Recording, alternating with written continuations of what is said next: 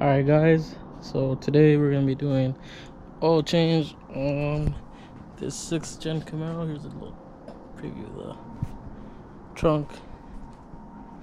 We're doing an oil change on my Camaro 6th gen. I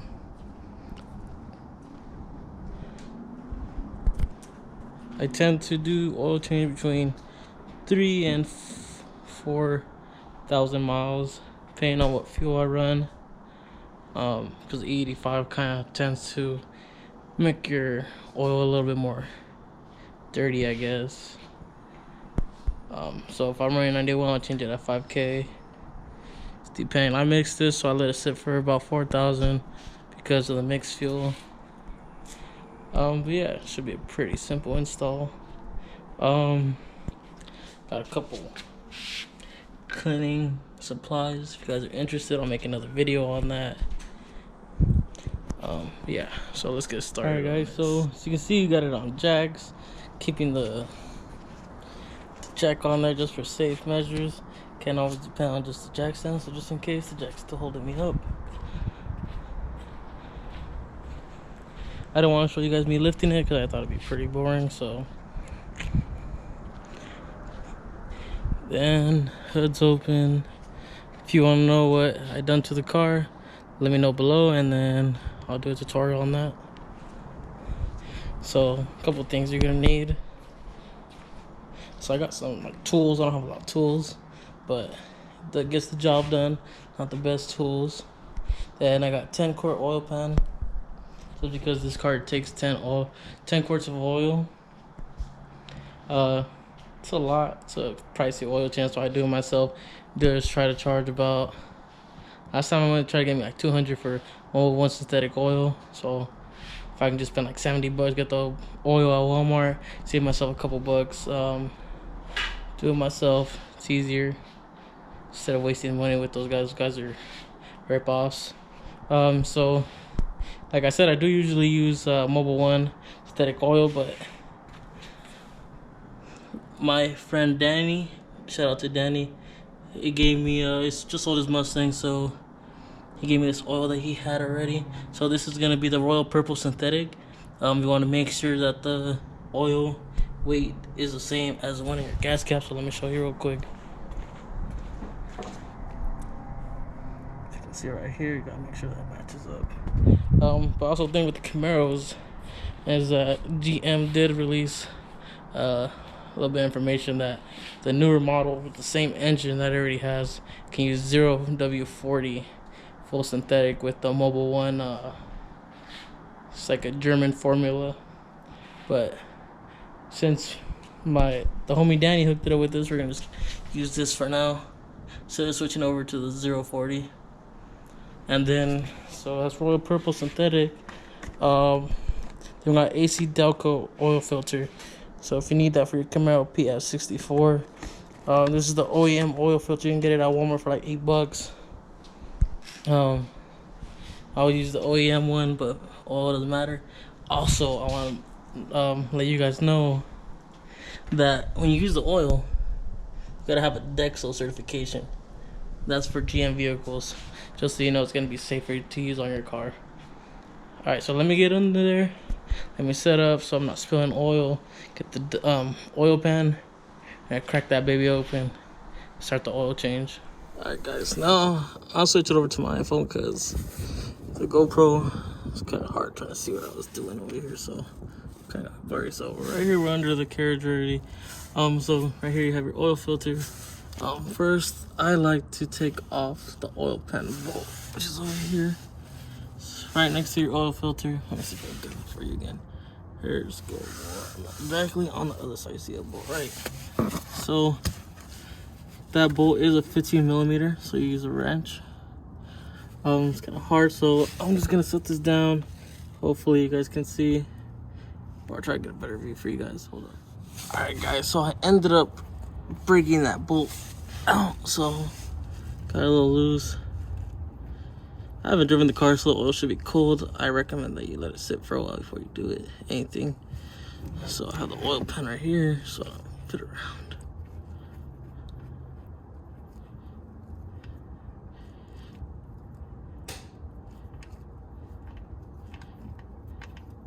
trying to do a slow sound. I'm gonna spill, see how it just comes out. That's what I was trying to avoid, but see how that oil's all black all over my hand. The oil's really black. Just note that that's about 4,000 miles. The fuel, like I said, I switch between 91 here in California or E85. Just depending on that fuel, I change it. You can see it's like cherry brown or like a wine color. It's pretty dirty. So I don't know if you guys, my bad.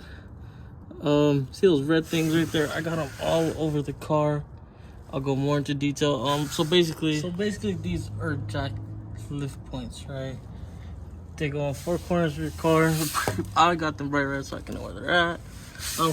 Because you don't got, these cars have pinch wheels from where you need to jack them up. See, it's like a little skinny thing they're supposed to be. You can't get a jack on there, so those basically just are tightened on with Allen keys onto the frame, and they give you a little area to jack your thing up so you're not damaging your cars. A lot of people like to lift their cars up from here or here, but then you'll end up bending it, and I don't know if that's bad or not, but I'd rather not have to deal with any of that. So I just got these to be safe.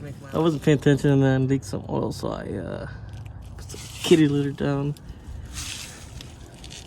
But yeah, so now we see it dripping like that.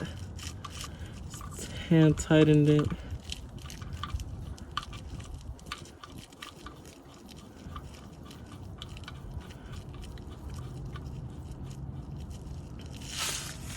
Right, and then we're gonna get our wrench.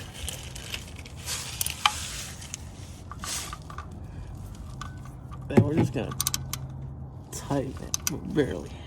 Like, not even any pressure, that's it.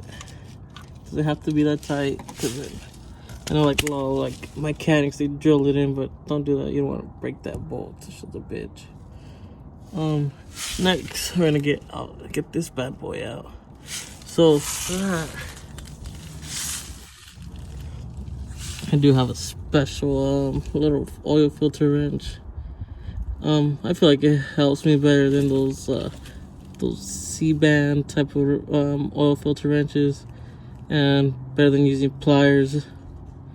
Basically, you just connect to your wrench right here in the middle and twist. Works exactly like a little socket. So if you're interested, oil filter wrench, 74, 76 millimeter, 15 flute. You can get this at your local AutoZone. So that's what I'm gonna use to take this off, and we'll get to that, and then I'll let you know when the filter's off. So as you can see, got that kind of loose. So now I'm just gonna twist this off.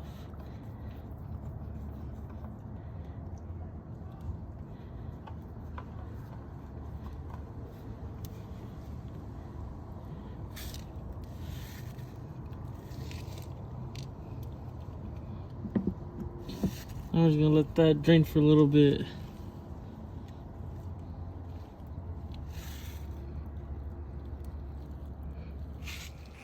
Alright, so we got the new oil filter. So the thing I like to do is kind of like run it around the oil pan, or the drain pan. Make sure we get, I don't want drip on the phone, but see, just lubricate the O-ring with oil. You don't have to fill up these oil filters,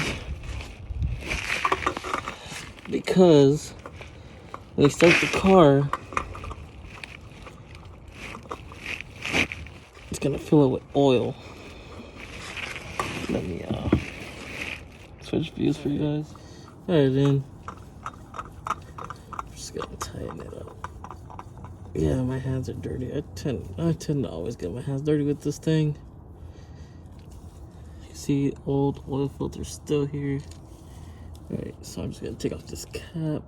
It's kind of slippery, so I'm gonna go get a rag. So what I like to do, so turn on the car, wipe it down. That way, when everything starts heating up, you're not smelling oil, you're not gonna see steam or anything like that.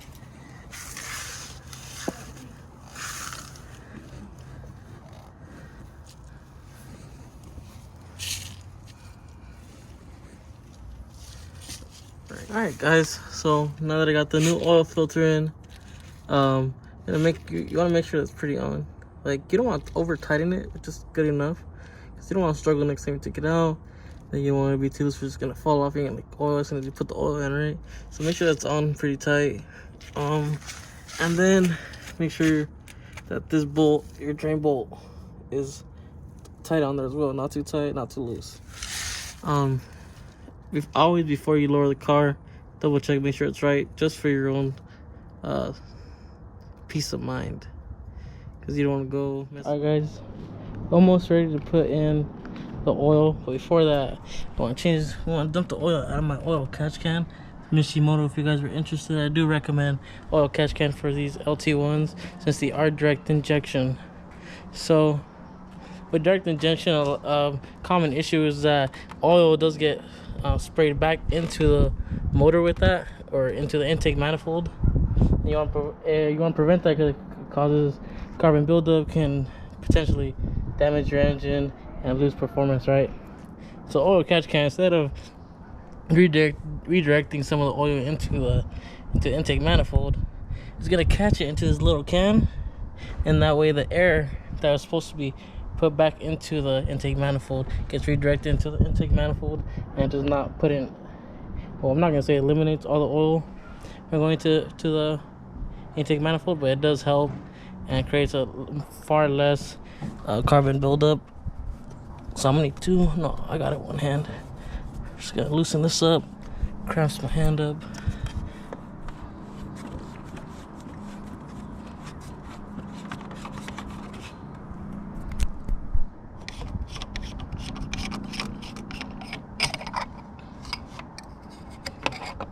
See, this is the filter. It's kind of hard to tell. There's a little filter in there. And as you can see, let me see if I can get the sun in there.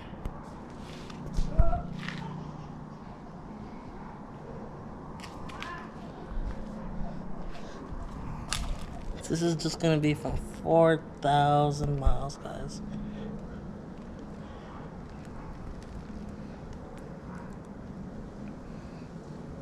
That was all the oil that could have potentially been in my intake manifold. Hopefully this shows you guys, gives you guys an example of why you need an oil catch can. Alright guys, so we got ready to put in the oil roll, Purple 5W30 again, full synthetic. Did put a rag under there with my truck SUV funnel, because I couldn't find a funnel that would work perfectly without spilling. So I'm gonna sit you guys down right here so I can pour the oil.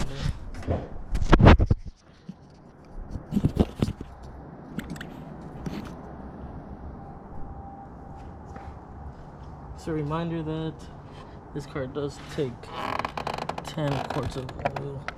Now, what do you know? This stuff is purple.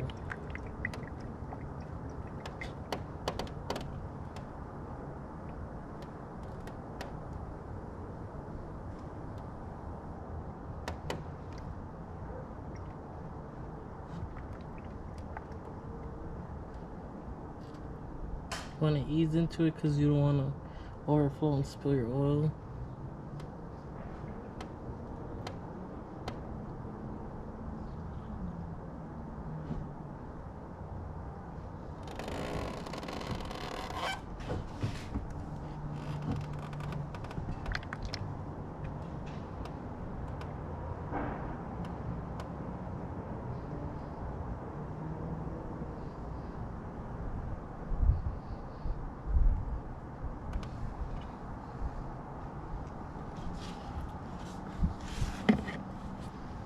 Hold it over the engine like that, just so we can get as much as possible out.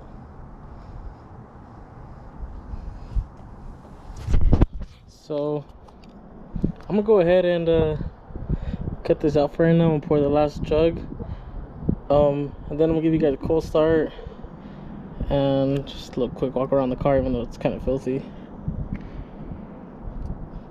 So now, or before we actually get to the cold start part, I forgot, always make sure that you're at the right level.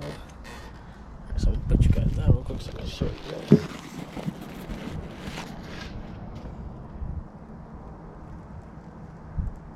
See that? Kind of shaking, but see that we're at the above level.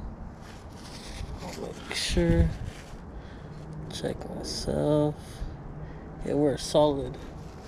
Especially because we're at an incline, you can tell where it goes down the front and the back of the dipstick, right? I always make sure, just to be safe.